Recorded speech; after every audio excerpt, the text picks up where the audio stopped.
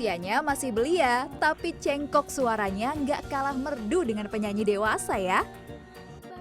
Kenalkan Bianca Kirana, seorang sinden cilik. Penampilan Bianca mencuri perhatian lewat kemampuannya membawakan lagu-lagu karawitan dengan teknik vokal dan aksinya yang luas nih. Salutnya lagi, sebagai generasi muda, Bianca masih melestarikan kesenian tradisional sebagai warisan budaya. Berkat bakatnya, Bianca juga pernah menyabet beberapa penghargaan loh. Tapi apa bedanya ya sinden Sunda dengan sinden Jawa? Lebih menantang yang mana nih Bianca? Ya, masih di Talk is Fun dan di tengah derasnya arus modernisasi dan perkembangan teknologi, ada nih ya anak-anak Indonesia yang memilih untuk terus melestarikan budaya bangsa. Termasuk diantaranya bintang tamu yang sudah hadir bersama saya, ini adalah seorang sinden cilik yang punya suara merdu. Penghayatannya juga luar biasa dan keberanian untuk bisa tampil di atas panggung di usia yang masih muda. Saat ini usianya 14 tahun tapi sejak umur 9-10 tahun katanya juga sudah mulai tampil nih katanya. Langsung aja kita kenalan sama Bianca Kirana. Halo Kak, Halo pemirsa di rumah. Selamat datang di Talk is Fun. Kita mau cerita-cerita dulu tentang pengalamannya selama jadi sinden cilik. Boleh gitu. banget Kak. Kenapa sih Bianca suka nyinden gitu? Awalnya gimana ceritanya dan dari kapan? Bianca tuh suka nyinden sejak tahun 2019 Kak. Jadinya tuh awalnya tuh Bianca nggak punya passion buat rencananya pengen terjun ke dunia persindenan itu. Soalnya dulu tuh Bianca, fun fact-nya nih, dulu Bianca tuh penyanyi pop Kak. Dulu tuh dasarnya pop dulu. Terus habis itu ternyata Bianca diikutsertakan dalam lomba Festival Tunas Bahasa Ibu FTBI.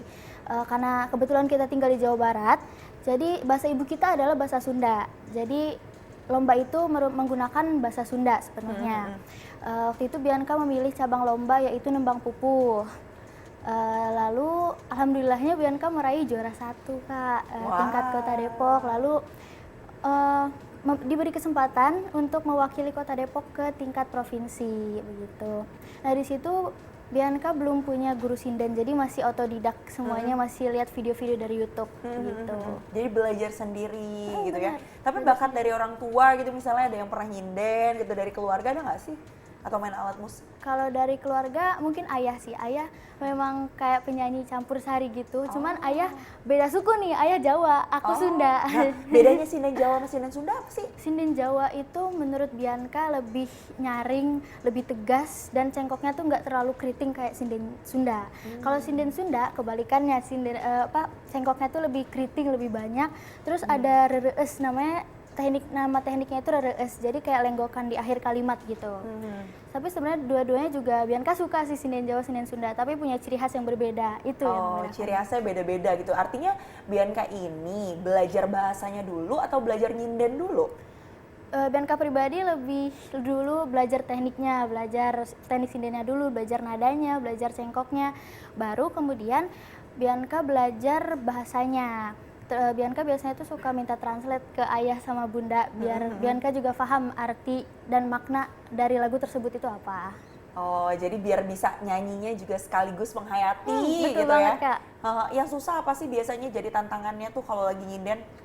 Kalau lagi nyinden yang pertama itu pasti tekniknya. Tadi sempat aku mention di awal kan, aku tuh dulu Bianca tuh dulu penyanyi pop tadinya. Jadi menurut Bianca teknik pop itu benar-benar berbeda 360 derajat sama sinden. Jadi kalau pop itu 180 ya, kalau 360 balik lagi 180 balik Iya, lagi. benar. Jadi kalau misalnya pop itu namanya itu kan ada teknik vibrato, falsetto, whistle dan lain sebagainya. Kalau sinden itu namanya juga udah beda kan, ada rerees, ada pedotan dan lain sebagainya. Dan itu yang mungkin Bianca sulit gitu. Waktu Bianca dengar pertama kali sinden, kok gini ya, ini gimana caranya gitu. Tapi kelamaan Bianca juga mulai terbiasa mendengarkan sinden karena memang suka. Oh, jadi suka gitu ya. Terus tantangannya lagi bagaimana membawa dunia sinden ini agar lebih mudah diterima oleh masyarakat, terutama Gen Z. Nah, ini nih sebagai Gen Z ya, kenapa sih Bianca kok lebih memilih untuk tadi mendalami yang tradisional gitu dibandingkan mungkin kalau sekarang dilihat beberapa dari teman-temannya atau bisa dikatakan beberapa yang bilang mayoritas nih sukanya pop barat, Korea gitu. Karena budaya itu menurut Bianca tuh salah satu identitas bangsa yang benar-benar harus kita lestarikan dan kita jaga sampai harusnya bisa diwariskan ke generasi-generasi kita selanjutnya. Sebenarnya Bianca juga mengikuti budaya pop barat ataupun K-pop, J-pop sebagainya. Cuman tapi hanya sebatas mengenal dan mempelajarinya, bukan untuk terlalu fanatik sampai melupakan budaya sendiri begitu, Kak. Oke, jadi tetap dinikmatin budaya-budaya dari luar, tapi yang coba Bianca untuk dalami itu tadi ya? Iya, budaya-budaya lokal. Budaya lokal. Gimana sih menurut Bianca tuh biar kayak regenerasinya terus berjalan gitu? Ngomong-ngomong regenerasi, untuk dari aspek budaya itu benar-benar penting banget ya, apalagi budaya ini tuh benar-benar akar dari suatu bangsa gitu, yang nggak boleh kita lupakan. Jadi caranya itu memperkenalkan budaya dari lingkup yang kecil dulu, yaitu keluarga. Contoh keluarga Bianca itu kan Jawa dan Sunda. Tadinya tuh Bianca bener-bener nggak ada passion buat melanjutkan karir Bianca untuk menjadi sinden. Tapi ternyata bunda itu memperkenalkan Bianca sinden Sunda. Dan juga nenek dan kakek Bianca itu memang Sundanya Sunda kental banget. Jadi diperkenalkan juga dari sana, diperkenalkan lagu-lagu Sunda, tadinya diperkenalkannya pop Sunda. Sampai sekarang Bianca ketemu guru sinden, jadi diperdalam lah sindennya gitu. Gimana sih caranya menurut Bianca biar teman-teman lain ya, terutama yang anak-anak usia anak-anak seperti Bianca bisa lebih kenal, bisa lebih mendalami, melestarikan budaya Indonesia? Kebetulan di Depok, Kak, ada namanya komunitas budaya, namanya tuh Ikatan Budaya Sunda, IBS. Dan Bianca tuh tergabung di dalamnya. Program IBS ini tuh untuk terus melestarikan warisan lokal dan juga didukung oleh pemerintah Kota Depok serta Disporiata. Jadi biasanya tuh ada menggelar acara kayak pagelaran Sunda, terus Pasanggiri Rampak Sekar itu kayak lomba paduan suara lagu bahasa Sunda gitu, Kak. Dan masih banyak lagi lainnya. Dan juga di sana itu Bianca, fun fact-nya nih, Kak, di sana itu kan namanya Ikatan Budaya Sunda, tapi yang tergabung di dalamnya itu nggak cuma orang Sunda, ada berbagai suku di sana. Oke. Iya, jadi dari sana budaya bisa diperkenalkan dengan cara yang lebih menyenangkan.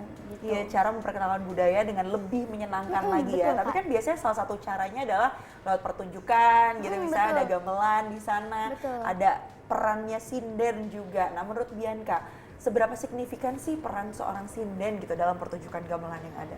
Ngomong-ngomong peran sinden ya, sinden itu bukan hanya julukan sinden itu bukan hanya untuk sinden untuk gamelan, tapi juga ada juru mamaos. Juru mamaos ini adalah yang menyanyikan lagu-lagu kacapi suling, itu disebutnya juru mamaos. Jadi bukan hanya sinden dan juru mamaos yang berperan dalam budaya ini, tapi juga seluruh pelaku seni, pelaku tradisi juga penting terlibat dalam pembangunan budaya ini, gitu, pelestarian budaya.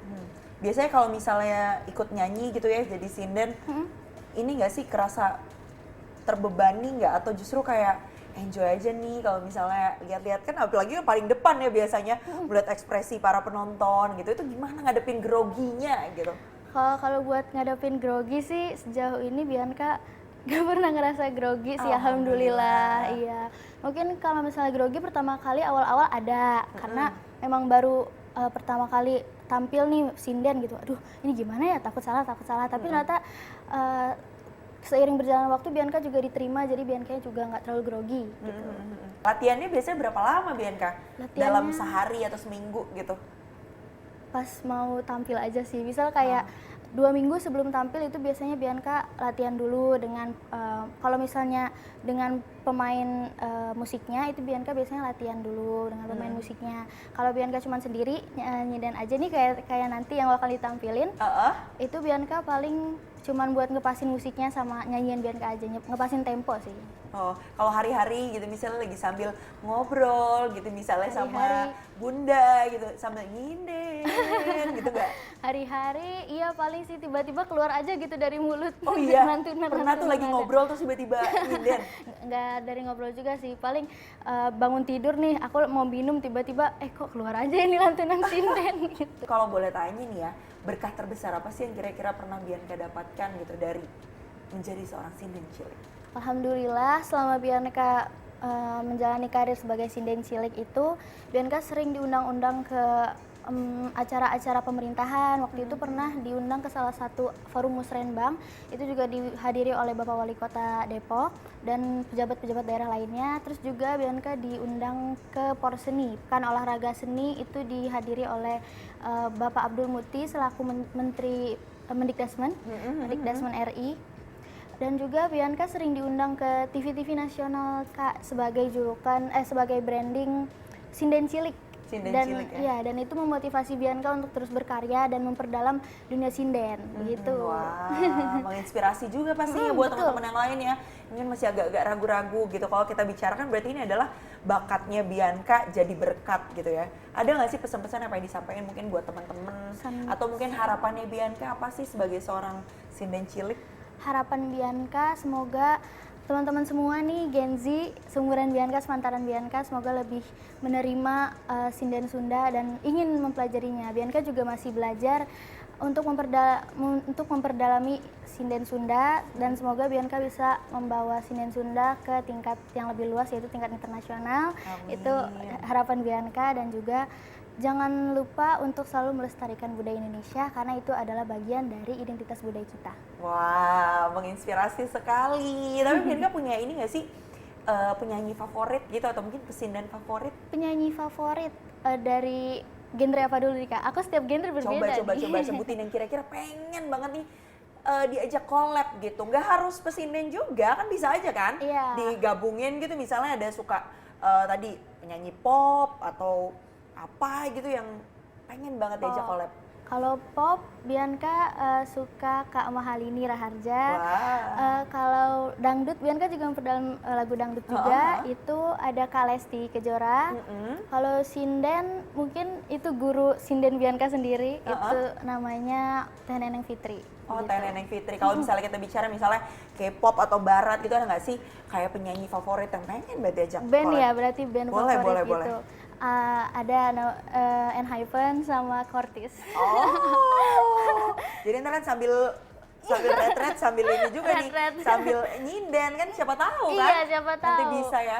Berarti ke depannya kalau ngomongin karir Bianca sebagai sinden cilik gitu ya, terutama di Indonesia, pengennya apa yang pengen dicapai? Yang Bianca pengen capai itu sih yang paling utama, menyebarkan dan melestarikan budaya agar tidak ditelan oleh zaman. Wah, nice banget. Terima kasih Bianca udah ngobrol-ngobrol bareng di sini. Tapi kayaknya nggak lengkap kalau Bianca nggak nyinden dulu ya. Bener. Nanti kira-kira mau nyinden lagu apa? Gitu. Mau nyinden lagu Jalan Setapak. Waduh, ini beda ya kalau yang nadanya memang masuk sama yang nggak masuk gitu ya. Nanti mungkin kita ikut kursus juga sama Bianca ya biar lebih ada nadanya, nggak buta-buta nada banget ya. Terima kasih banyak Bianca Terima udah kasih ngobrol-ngobrol di Talk is Fun dan kita langsung simak ini dia penampilan dari Bianca.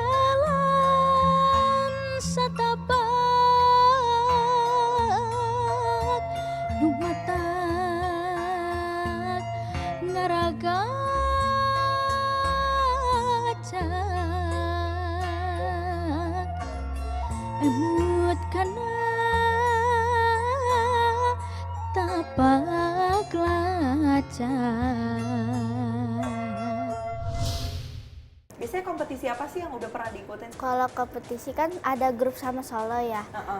Kalau nggak salah, aku pernah masuk 16 besar yang menang ke Korea. Wah, keren banget. Itu waktu umur berapa berarti? Itu Ingat nggak berapa tahun lalu? umur 11 tahun.